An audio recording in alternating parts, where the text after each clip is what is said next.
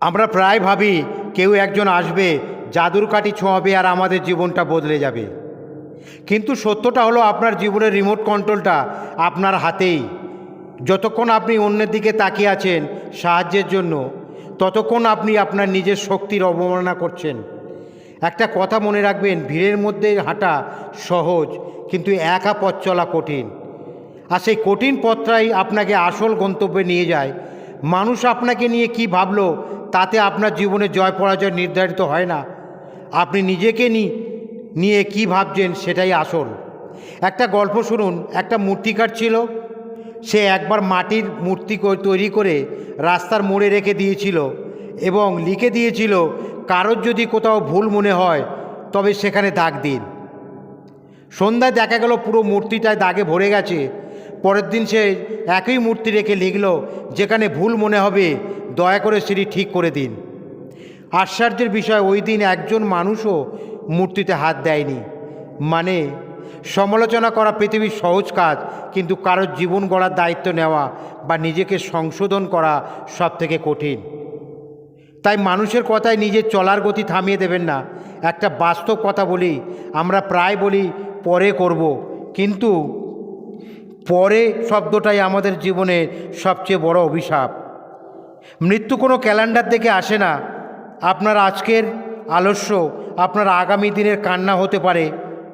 আপনার কাছে মানুষগুলো আজ আছে, কাল হয়তো থাকবে না। সময় থাকতে তাদের মূল্য দিতে শিখুন আর নিজের স্বপ্নের পিছনে ছুটতে শিখুন। একটি ছোট গল্প শুনুন। দুজন শিকারী বনে গেছিল। একজন শিকারী শুধু হরিণের পায়ের ছাপ খুঁজছিল আর অন্যজন সরাসরি হরিণকে খুঁজছিল। দিনের শেষে যে শুধু পায়ের ছাপ খুঁজছিল সে ক্লান্ত হয়ে বাড়ি ফিরল, আর যে হরিণকে খুঁজছিল সে সফল হলো।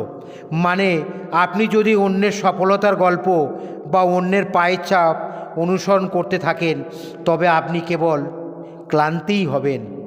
নিজের লক্ষ্য স্থির করুন এবং সেই দিকে একাগ্রভাবে এগিয়ে যান। একটা বাস্তব কথা আছে, দুশ্চিন্তা করে কোনো দিন সমস্যার সমাধান হয়নি।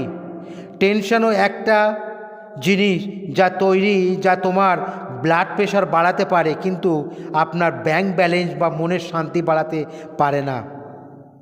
অতীতের বোঝা পিঠে নিয়ে বর্তমানে দৌড়ানো যায় না। যদি জিততে চান তবে অভিযোগ করা বন্ধ করুন, কারণ সূর্য এবং চন্দ্র উভয়ই উজ্জ্বল, কিন্তু তারা তাদের নির্দিষ্ট সময় জ্বলে ওঠে।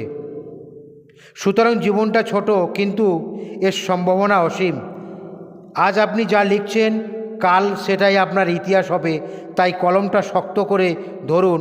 আপনার গল্পের নায়ক আপনি নিজেই। হতাশ হবেন না, কারণ অন্ধকার যত গভীর হয় ভোরের আলো তত কাছে আসে। দেখা হবে পরের ভিডিওতে। So thank you so much and god bless you.